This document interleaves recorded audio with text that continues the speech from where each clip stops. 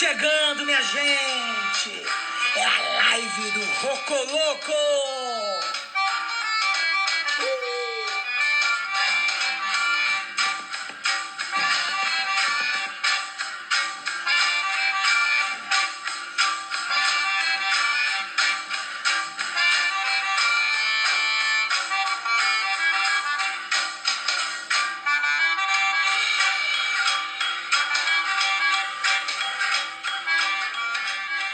Que delícia! Que bom recebê-los! Vem chegando, vamos entrando na live do Rocoloco, que hoje vai ser muito bom.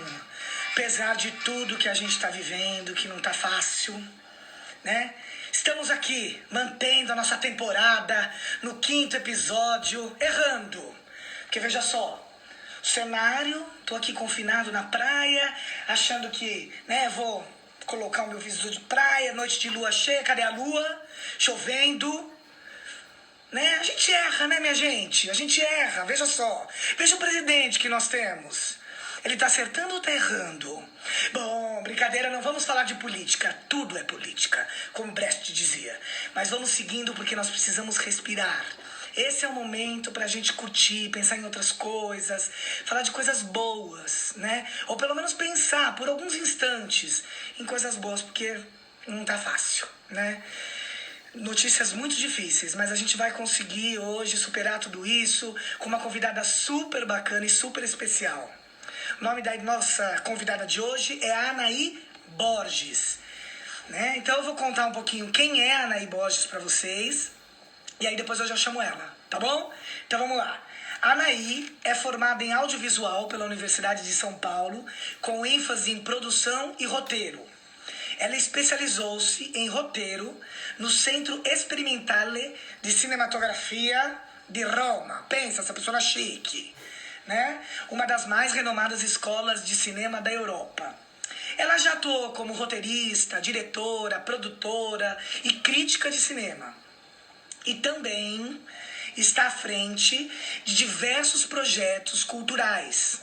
Ela é a idealizadora, a diretora e a produtora executiva da Aranhas Company. Pensa se é pouca porcaria. Chega mais. Vem pra cá, Anaí, tô te chamando. Vem que a gente quer te ver. Não deu certo na primeira vez, vai dar agora e nós vamos arrasar. Ô, querida, chamei.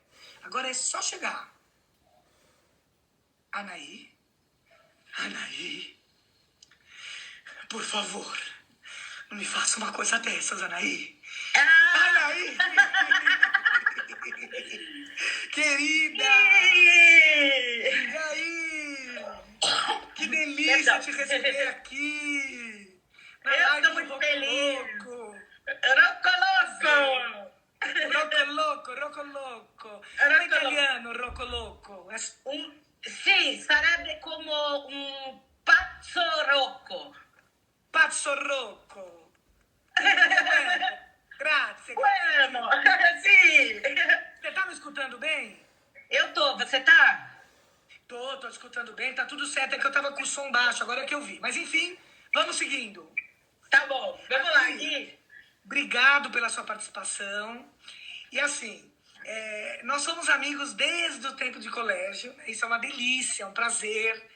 E agora, ter você próxima de mim novamente, pessoalmente, que a gente tá se encontrando muito mais, mas também profissionalmente, né? Sim, Estamos pode aí com contar. uns projetos de série, que é segredo, né, Anaí? É Não vou ficar dando segredo. muito spoiler, né? Isso.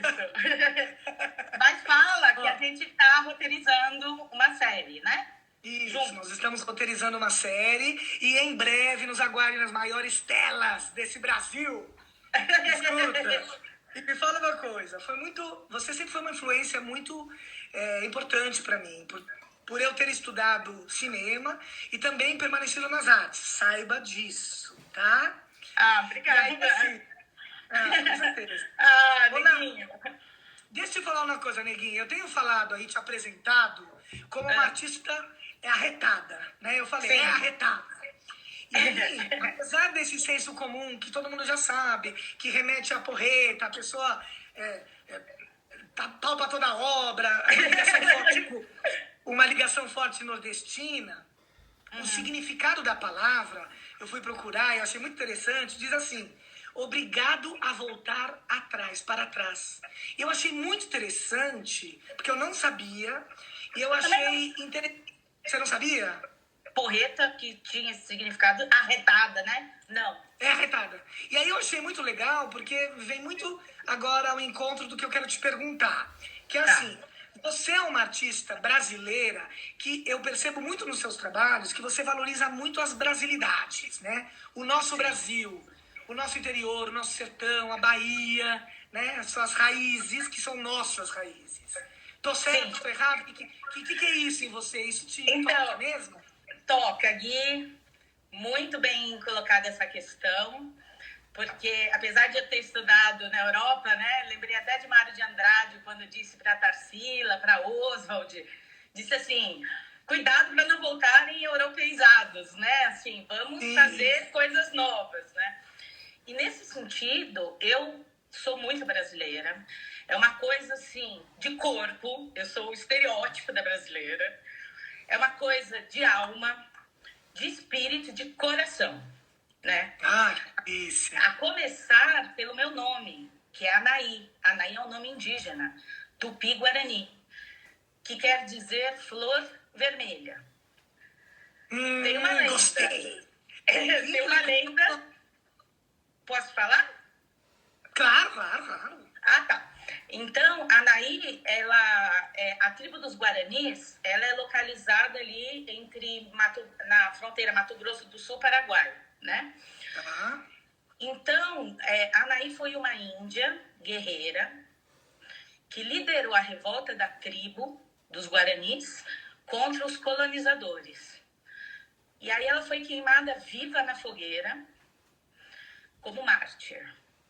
E das cinzas do corpo de Anaí brotou uma flor vermelha, que é uma flor que, de fato, depois dá para até procurar na internet, flor de Anaí, é uma flor que existe muito nessa região. Nossa, entendeu? Que interessante. Ai, que bacana, que lindo. Quer dizer, que você floresça por aí, que tenha muitas Anaís. Porque você é um presente mesmo. As pessoas vão ver, vão escutar, vão conhecer você nessa live. E assim, o seu trabalho é encantador. Depois eu sugiro, pessoal, fuçem, procurem aranhas. E depois a gente vai passar os contatinhos, vocês vêm também lá no flyer, porque vale a pena, tá com curta aí. Enfim, nós vamos conversar muito aí. Vamos conversar muito. Mas vamos lá para a brasilidade, né? Então, assim, quando eu digo que eu tenho sangue, eu sou brasileira no sangue, é porque a minha ancestralidade, né, meus ancestrais, eu tenho indígenas, negros africanos, portugueses e recentemente, ou seja, a base do Brasil, né? Sim, super. Você é bem brasileira, não? E recentemente eu descobri que minha avó, a avó da minha avó, portanto, minha tataravó, era italiana. Então agora eu tenho meu laço com a Itália. Mas, então essa brasilidade vem, na verdade, esse sangue baiano. Eu costumo muito dizer, eu sou paulistana de nascença, porque eu nasci na Avenida Paulista, imagina. Delícia. Mas baiana de coração. E que Bahia é essa? É a Bahia do Sertão, não é Salvador, porque é bem diferente. Sim. Então, é uma cidade, 400 quilômetros de Salvador, chama Piritiba, Mundo Novo, essa região da qual minha família materna pertence. Minha mãe nasceu na Bahia. Meus tios mais velhos, meus avós, obviamente, todos esses parentes, né? E meu avô sempre dizia a diferença, né? Essa coisa de acarajé, de muqueca, isso aí é de Salvador.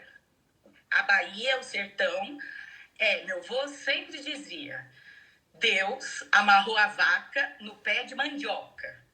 É de carne e farinha que vive o homem. Então, eu cresci com meus avós moravam comigo, né, na nossa casa. Então, eu cresci em meio a uma família muito calorosa, né, de baianos, muitos contadores de histórias, então sei muitas histórias. E eu ia muito para Bahia, sempre fui muito. Faz um tempinho que eu não vou. Eu ia esse ano, porque lá tem um São João muito famoso. E no sertão, assim, né? Mas aí com a pandemia não rolou. Mas eu tenho imagens de arquivo, inclusive, dos meus tios-avós, que já são falecidos e tudo. E eu tô fazendo um vídeo intimista, um documentário com essas imagens de arquivo em VHS, que eu digitalizei. Ah, que legal! Que se chama O Ninho do Bem TV. Ah, que lindo! Então, super poético, né? E aí como que isso, você fez a pergunta assim, você quer saber como isso se reflete no meu fazer artístico, né, essa brasilidade? Pode ser, mas também, calma que isso vai aparecer. Eu vou emendar uma que você me deu uma boa deixa. Tá. Você teve você fala muito de família. E você tem um cineasta em casa, seu pai, né? Tenho. Humberto Borges, que é um querido, que é uma referência, né? Um cineasta paulistano. E paulistano ele, né? Ele é de Fernandópolis, interior. Ele é caipira de São Paulo. Caipira. Epa, esse povo caipira. Ele toca viola. Olha que maravilha. Então, ele te influenciou para o cinema também? Você acha que... O que te chamou para o cinema? Teve um pouco dessa raiz familiar, dessa inspiração que provavelmente ele deve ter, né? Sim. Te dado, mas ou outras coisas, ou além disso? Como é que é? Como que você escolheu o cinema? Então, Gui, nesse caso, você até falou do meu pai, né? E aí eu acrescento a minha mãe também. Então, meus pais, no sentido que eu sou muito fã deles, assim, muito fã, muito apaixonada. A Vani, escritora, querida, lançou livro recentemente, poderosa. E Gui, e meus pais, eles sempre, isso foi muito importante para mim, assim. Eles sempre me incentivaram, né? Então, eles reconheciam desde pequena um talento que eu manifestava, e aí eles me estimulavam, em vez de bloqueá-lo, né, assim, né? Então, eu passei como criança, desde criança, passei pelo teatro, criança e adolescência, assim, né? Ou seja, bancada por eles, né? Já fiz teatro, fiz música, comecei com órgão e passei pro piano. Tá. E mais para o período do vestibular, aí foi minha mãe que então queria fazer teatro. E minha mãe que falou assim, e eu estava em dúvida entre teatro e cinema, né? E ela falou, Anaí, o curso da USP, eu sou uma das primeiras turmas que fez o curso chamado audiovisual, porque antes era cinema ou rádio e TV, e uniram. Então, dava mais oportunidade de mercado também, assim. Então, foi um período do vestibular que eu também fiz cursos de roteiro, de cinema, tá? E prestei vestibular. Mas, então, o meu pai, ele foi uma das primeiras... Ele fez ECA também. Então, minha mãe fez Fefeleste. Então, eu cresci... Tudo os piano. Então, obviamente me estimularam nesse sentido. E Gui, eu queria mostrar uma foto que eu gosto muito dos meus pais, que eu tenho um quadro aqui no meu quarto. Posso mostrar? Claro, eu acho que simboliza tudo isso que a gente está conversando.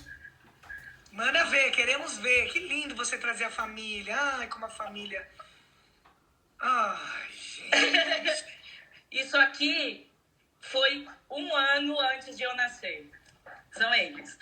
Essa é a imagem de pai e mãe que eu tenho, entendeu? Que maravilha.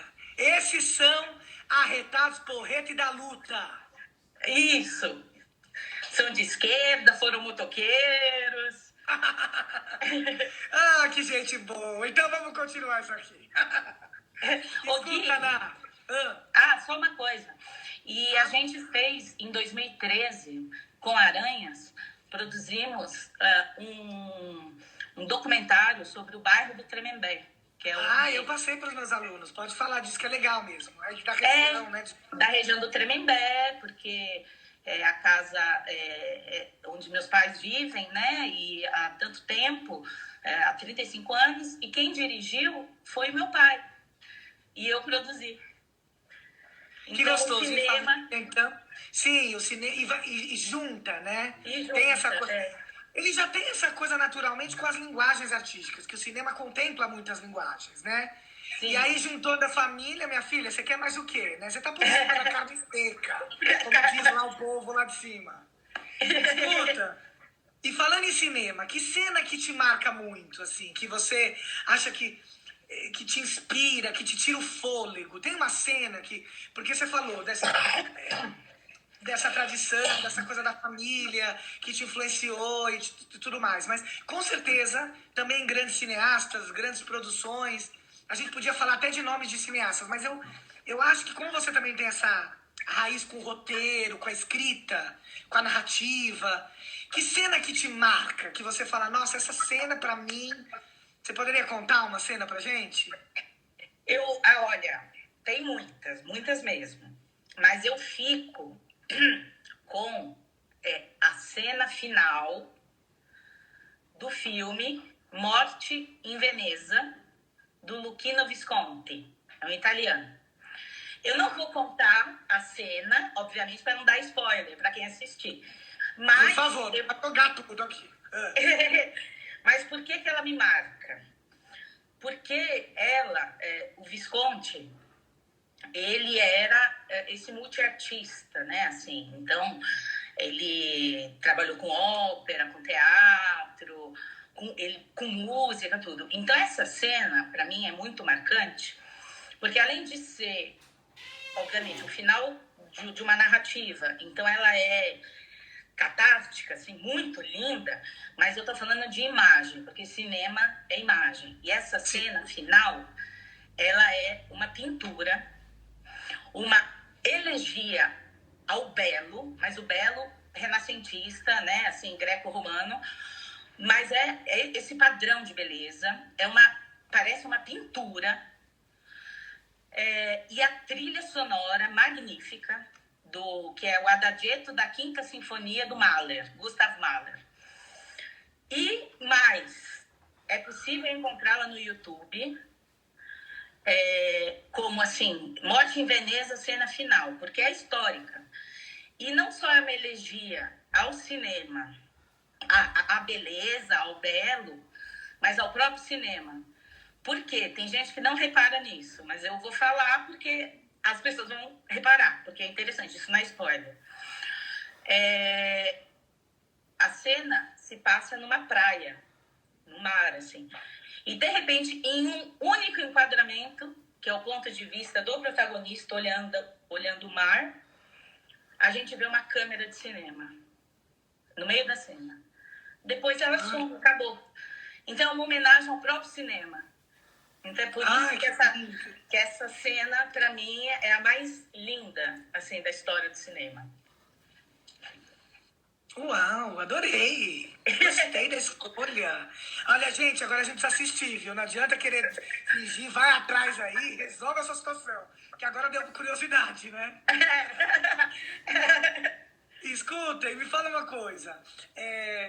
Você tem essa... A gente vê, né? Como muita gente ainda não, acho que isso já mudou. O cinema é uma arte, obviamente. Mas tinha uma coisa de, o cinema tá num outro campo, né? E hoje, cada vez mais, o cinema está relacionado, ele é arte, ele está sendo visto mesmo e super valorizado como uma arte, né? Sim, você falando, uma artista falando, obviamente. Percebe tudo isso. E na arte tem aqueles mistérios, né? Assim, a gente fala, como é que o artista cria? Como é que é a rotina de um artista? Eu mesmo, por exemplo, quando eu estudei cinema, eu me lembro muito da minha turma, minha galera, eu me achava um peixe fora d'água, porque a galera era tinha um outro time. E eu, pilhado daquele jeito, né? E aí eu falava, gente, ou eu sou muito pilhado, ou essa galera... Aí, onde eu quero chegar com isso? Eu fico me perguntando, como que é a rotina de um cineasta, né? Como que é a sua rotina para a criação?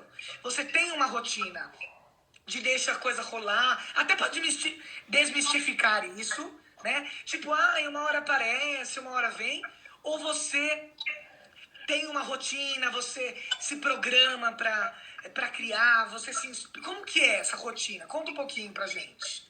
Então, vamos lá. Nossa, te organizar. A rotina, Gui, é verdade que existe, assim, o artista não é só feito de inspiração. Ele precisa de técnica e de disciplina, né? Perfeito. Então, assim, eu tenho disciplina, sim. Uma disciplina, assim, de tantas horas por dia que eu me dedico a determinado projeto. Agora, eu queria só comentar essa coisa que, como a Aranhas, eu trabalho com música, eu trabalho com teatro, eu trabalho com cinema, então a minha rotina ela é muito dinâmica, porque eu sempre, nesse momento, por exemplo, eu já estou produzindo um show para o segundo semestre, se der certo a questão da pandemia, né? Tô escrevendo uma série, então eu vou administrando as coisas, assim, conforme os projetos vêm surgindo. E também, neste momento de pandemia, eu tenho uma rotina, assim, uma fixa, porque eu estou prestando um serviço de roteirização para ensino à distância, videoaula, né? Que é um outro segmento que as pessoas pensam que não tem roteiro, mas existe roteiro até para uma videoaula, né? Videoaula de cursos universitários ou workshops e tudo. Então, seguramente, 6 horas por dia, por exemplo, estou te falando do presente, 6 horas do meu dia são dedicados a esse trabalho. Eu escrevo 12 roteiros por dia. Depois, eu vou dividindo entre os projetos dos segmentos da Aranhas, entendeu? E a questão, quando você fala assim do processo criativo, o meu processo criativo, eu sou muito do diálogo, né? A própria empresa, ela é isso. Ela tem os aranhas, né, digamos assim, que são os colaboradores. Então, meu processo criativo é assim, uma ideia que eu tenho, lendo um livro, vendo alguma coisa, ou alguém me contou alguma coisa, eu já vi uma ideia, já comprei a ideia e vamos embora. Então, esse é o meu processo criativo, assim. É até engraçado que eu vejo a realidade quase como se fosse um filme. Que legal. Então, eu vejo personagens, vejo diálogos e vou anotando. Eu tenho um caderninho com anoto as coisas. E aí já vai criando personagens, já vai criando situações, já vai... Isso é muito legal, ter esse hábito de anotar as coisas, né? Os nossos pensamentos, os nossos sonhos, aquilo que a gente observa, né? Sim, exatamente, exatamente. Um livro, uma poesia, qualquer coisa é inspiração. Quando você tem a mente aberta, né? Tem o coração aberto, disponível para ser, para receber essa inspiração, né? Sim, sim. Que lindo, ótimo. Escuta, e para além do cinema, você mesmo já comentou, você tem essa questão da produção cultural, que é o seu projeto tão grande que você tem, né?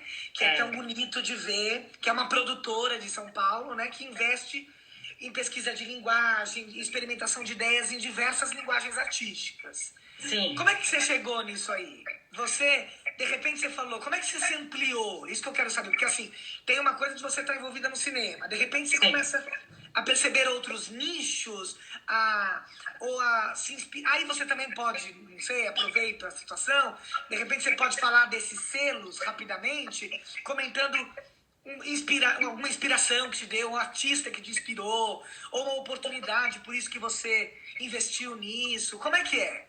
Então, Gui, essa interdisciplinaridade quase, né? Assim, essa multiplicidade também, assim, da Aranhas, ela vem de mim, da minha própria paixão e da minha própria formação, como eu te disse, né? Assim, no teatro, na música e tal. Sempre passeando pelas linguagens. Pelas linguagens. Então, obviamente, quando a Aranhas, ela foi fundada em 2012, assim que eu cheguei, voltei da Itália, né? E aí eu, primeiro de tudo, quis reunir meus parceiros e colegas brasileiros e os parceiros e colegas que eu fiz na Itália, né? Então, já começava aí essa ideia da coletividade.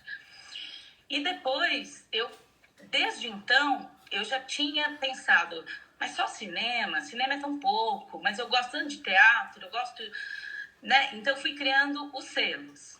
E ao longo dos anos, os selos foram se fortalecendo, né? Então, tem alguns selos que ainda estão incipientes, mas já existem, né? Então, como funciona? A gente tem, dentro da Aranhas Company, a gente tem Aranhas Filmes, que é o selo Aranhas Filmes, que é o mais forte, porque eu sou cineasta, né? Sim. Então, começamos com ele. É o carro-chefe, né? É o carro-chefe. Depois tem o Aranhas Cultural, com o qual eu produzo shows. Nesse sentido, me inspira muito a música brasileira, em diálogo também com a música erudita, né? Também, assim, clássica, né? E fizemos até um concerto, um recital, que se chamava E as Cordas Cantam, que a nossa colega musicista magnífica fez os arranjos, Diana Escudeiro, Magnífica. e dialogava aí com isso, com Heitor Villa-Lobos, Chiquinha Gonzaga, partituras que eram para piano e voz foram transpostas para violão, violoncelo e flauta, né? E daí por diante. Então, o Kids, por exemplo, o Núcleo Kids surgiu porque eu tenho uma grande paixão pelo universo infantil. Então, eu pensei em falar, por que é filmes? Por que é cultural? Não, é Kids. E assim foi indo. Então, Mind é para cursos, Communication é mais para publicidade, comunicação em marcas, sempre de maneira inovadora, né? Gosto muito da publicidade da moda e tudo mais. E é isso, assim, então... Bom, é legal porque é uma produção.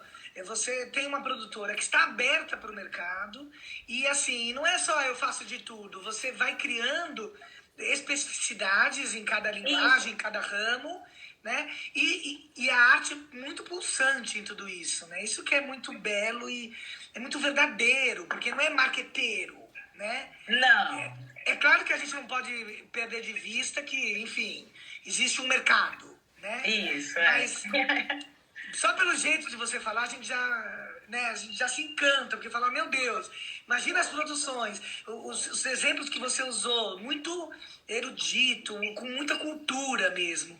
É muito bonito, o seu trabalho tem um diferencial encantador mesmo, né? Ai, Gui, nossa, me arrepiei!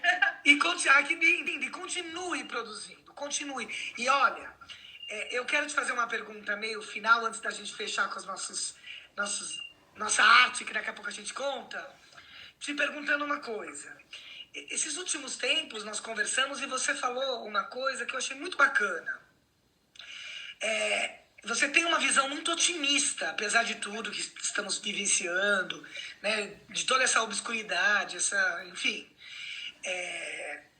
Você tem uma esperança e um otimismo que também me encantam, e eu fico curioso em saber que você dizia assim, que existirão e existem oportunidades para a arte e para a cultura neste momento de pandemia e pós-pandemia, que você vê assim. Eu sei que tem muitos artistas e muitos aspirantes artistas aqui também nos assistindo. Então, dá essa força pra gente. Que caminhos você vislumbra enquanto produtora cultural e grandes cineastas para a arte, nesse momento e para após esse momento? Gui, do ponto de vista... É que eu acredito, assim, falando de arte, então não vamos falar ainda de modos de produção, né, de políticas públicas para a arte. Sim. Nesse sentido, a gente é pessimista com esse governo Bolsonaro, o desmonte da cultura. Certo. Mas a arte em si, no mundo, não só no Brasil, o meu otimismo é relativa ao fato de que existem duas possibilidades para um futuro, eu imagino. O fenômeno, assim, com a quarentena, as pessoas fechadas e tal, que isso se intensifique, portanto, é o fenômeno que tem no Japão, dos hikikomori, né, que são jovens que vivem nos quartos, na sua própria quarto, não tem convívio social. E existe uma outra, que é nisso que eu acredito, que é o fato de estarmos solitários na quarentena, faz com que a gente queira a coletividade, assim, reencontrar amigos. Então, meu otimismo para a arte é no seguinte sentido, que eu já falei com alguns amigos italianos, aqui uma amiga, que fala essa ideia de criar espaços coletivos. Então, é o que eu acredito, que eu chamo assim, os novos cabarés, o cabaré, esqueci o nome agora, Voltaire, o cabaré Voltaire, dos dadaístas. Então, sim, esse é o meu otimismo para a arte, que vão surgir esses núcleos criativos que vão dialogar em diversos aspectos, né? Então, cineastas dialogando, com artes plásticas, né? E então vai surgir uma nova estética, porque não tem como ser a mesma. O mundo pós-pandemia, em todas as áreas, né? Na biologia, na medicina, vai mudar. E a arte vai responder a isso. E eu acredito que vai surgir uma nova linguagem, né? E quando a gente fala em cabaré Voltaire, é até romântico, né? Que a gente está falando das vanguardas dos anos 30, mas foi um período entre guerras, assim, né? Então, foi um período turbulento, e o que a gente está passando é uma guerra também. Então, essa necessidade de se reencontrar e criar núcleos artísticos, né? Eu acredito que vai surgir uma nova linguagem. Até pensando, por exemplo, que o Festival de Cannes foi adiado, né? Então, eu fico pensando assim, eu, como espectador, então ele acha que vai acontecer em agosto, alguma coisa assim. Como espectador, eu vou assistir um filme e vou olhar, ai, que lindo, tal, mas foi antes da pandemia. Então, eu acho que a pandemia, ela vai marcar uma estética. Sem pretensão, percebe? Eu não acho que tem que ser pretencioso, vamos criar coisa, mas vai surgir a partir, inclusive, do uso da tecnologia que a gente vem vendo nas lives, entendeu? Ah, que lindo. E vamos nos juntar nessa coletiva. Quero estar nesse coletivo, hein? Sim. Vamos fazer esse cabaré de arte. Cabaré Voltaire, os dadaístas. Mas você vai ver que vão surgir manifestos, entendeu? Vão surgir, eu tenho certeza. E que bom que a gente tem a arte, como a gente encara a arte com esse instrumento tão poderoso de luta, de força, de resistência, de esperança, né? A gente não pode perder mesmo isso. Isso, sim, a beleza, o belo. O belo. O belo. Terminar com o belo. Ai, olha, muitas pessoas escreveram aqui.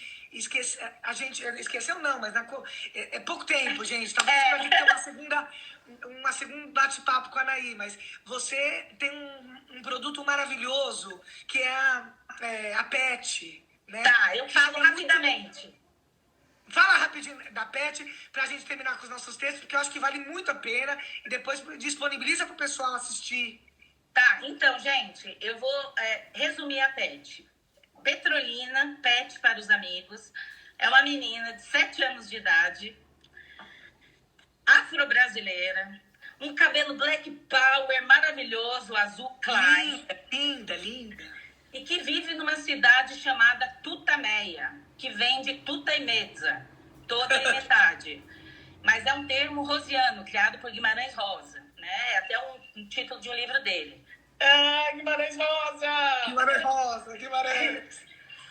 E essa cidade, eu queria que fosse uma cidade brasileira. Então, eu criei um conceito. Qual é o Brasil de hoje? Para mim, como é desenho e artes plásticas, eu criei o futurismo tropicalista, unindo o futurismo italiano e a arte modernista brasileira. Então, a árvore do desenho animado, ela não é um um rabisquinho com uma coisinha assim. Não, ela é uma palmeira do Portinari. Tem Lazar Segal, tem Tarsila do Amaral, tem como inspirações, né? Sim, sim, sim. E a Pet é um curta-metragem de 14 minutos de duração. O filme se chama As Aventuras de Pet. E ele ainda não está disponível na internet, porque ele está rodando festivais. Tem o trailer, mas lembrei agora, eu disponibilizei na quarentena o filme, que vocês podem encontrar no FICE, que é Festival Internacional do Cinema Infantil, que é coordenado pela Carla Camurati. Então, tomem nota que a Carla Camurati é maravilhosa, esse projeto é lindo! É fice.com.br, vai na Filmoteca, durante a quarentena ele estará disponível, vocês podem ver. Trilha sonora da Iana Escudeiro. Ah, gente, tem coisa melhor do que receber uma artista tão verdadeira, tão brasileira, tão deliciosa como a Anaí Borges, minha gente. E por isso que eu tô tomando um vinho. Porque é uma delícia esse encontro. Eu queria muito partilhar isso com as pessoas, partilhar tudo que você tem, tudo que você sabe, tudo que você é. Claro, de 30 minutinhos, mas... Longe! A gente de longe! E de longe. Então, a gente está ressignificando e redescobrindo aí olha lá, já é uma forma da gente, né, buscar novas oportunidades, vamos dizer assim. Sim. E me fala uma coisa, pra gente fechar, cada um de nós, né, eu pedi pra você, né, escolher um trecho que você goste. Como você tem muito a ver com todas as linguagens, mas vamos terminar com um texto literário, ou com... Eu não sei, você não me contou, né? Eu pedi surpresa. Conta pra gente o que você escolheu pra ler aqui, pra contar pra gente. É bem curtinho. Tá. Eu pensei assim, que o seu programa, a gente fala de arte e cultura, mas antes de qualquer coisa, arte é vida. E vida é arte. Então a minha escolha, vai nessa direção. Vida e arte. Então eu escolhi, eu sou pasoliniana, roxa, né? Pasolini. Pasolini. Não só foi cineasta, como a maioria das pessoas conhece, mas ele era jornalista, ele era dramaturgo, ele é escritor, poeta, tem muitos livros, tal, poucos publicados no Brasil, na verdade, mas tem romances e tal. E o Pasolini, então eu escolhi uma citação do Pasolini que fala sobre a vida. Posso ler? Por favor. A palavra é tua. Em português eu vou ler. Se der tempo, eu leio em italiano para dar uma fechadinha. Mas não, vamos, porque é bonito, italiano é lindo. Mas vamos ler em português. Eu amo a vida de um jeito feroz, desesperado. Eu amo o sol, a grama, a juventude. O amor à vida se tornou um vício. Eu devoro minha existência com um apetite insaciável. Uau, me arrepiei. Uau. Agora italiano, vai. Italiano? Andiamo avanti, andiamo. Amo ferocemente, disperatamente la vita. Amo il sole, l'erba, la gioventù. L'amore per la vita è divenuto per me un vizio. Io divoro la mia esistenza con un appetito insaciável. Vamos todos devorar, meu Deus. Aí, calma, Gui, que aí eu continuo com um refrão, porque aqui é a vida, de Pasolini. Tá. Né? Sim. E sobre a arte, eu selecionei o refrão da música A Moça do Sonho, de Chico Buarque e Edu Lobo. É uma música de 2001. Há de haver algum lugar, um confuso casarão, onde os sonhos serão reais e a vida não. Um lugar deve existir, uma espécie de bazar, onde os sonhos extraviados vão parar. E eu fecho com Pasolini: a verdade não está em um sonho, mas em muitos sonhos. Ah, Anaí, que lindo. Como você... Olha, então eu acho que eu escolhi certo, porque eu acho que vai casar com o teu. Uma outra referência. Eu escolhi Manuel de Barros, porque para mim, Manuel de Barros, ele me traz muito... Eu lembro de você quando eu leio Manuel de Barros. Ele tem uma coisa... É difícil, Deus. E assim, ele é maravilhoso. Eu queria também tornar isso mais acessível para quem não conhece ele. E ele fala de um Brasil, do quintal, ele fala da família, ele fala das memórias, ele fala de sonho. Exatamente de uma outra forma que você, né, acabou de citar, mas eu acho que as ideias, elas batem muito. Então, eu acho que vai ser muito gostoso compartilhar agora isso também com você. Vamos lá. Vamos. Eu escolhi O Apanhador de Desperdícios, Manuel de Barros. Uso a palavra para compor meus silêncios. Não gosto das palavras fatigadas de informar. Dou mais respeito às que vivem de barriga no chão, tipo água, pedra, sapo. Entendo bem o sotaque das águas. Dou respeito às coisas desimportantes e aos seres desimportantes. Prezo insetos mais que aviões. Prezo a velocidade das tartarugas mais do que a dos mísseis. Tenho em mim um atraso de nascença. Eu fui aparelhado para gostar de passarinhos. Tenho abundância de ser feliz por isso. Meu quintal é maior que o mundo. Sou um apanhador de desperdícios. Amo os restos, como as boas moscas. Queria que a minha voz tivesse um formato de canto. Porque eu não sou da informática. Eu sou da invencionática.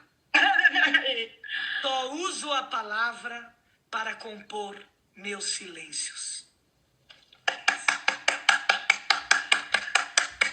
Anaí, Lindo. gratidão. Obrigado pela sua participação. Olha, eu desejo com essa citação, com essa live, para você e para todo mundo que está nos assistindo, que nós sejamos luz. E como você disse, que não percamos os nossos sonhos. Quem acha que o sonho é só para a hora de dormir, já morreu. Porque o sonho, ele está aí. O sonho nos movimenta. E que nós tenhamos esses sonhos. Que nós tenhamos um pouquinho do sonho. E da perseverança que você tem. E que possamos ser essa flor. Igual você é, Anaí. Muito obrigado. Gui, tô arrepiada. Obrigada, Gui. Obrigado você, e aproveito para dizer para todo mundo o seguinte, que semana que vem, quem vai conversar aqui com a gente é a Kiara Terra. Não sei se você já conheceu ela, Anaí. A Kiara Terra eu agora vou falar, nem acho que esse termo é o ideal, mas eu acho que ela é a melhor contadora de histórias que existe. A mulher é muito... Eu não posso falar foda, mas vou falar foda. Que história é essa? Ela é de arrasar. E vai ser muito legal, porque eu acho que vai dar uma... Ela vai continuar a trazer isso que você trouxe do sonho, das nossas sedes de arte, sede de tantas artes. E da infância, né? E da infância, sim. E da infância, com certeza. Parabéns Então, pela live, Gui. Parabéns pelo seu trabalho. Rocoloco! Obrigado, e vamos termina dançando aí. Até quinta que vem, minha gente.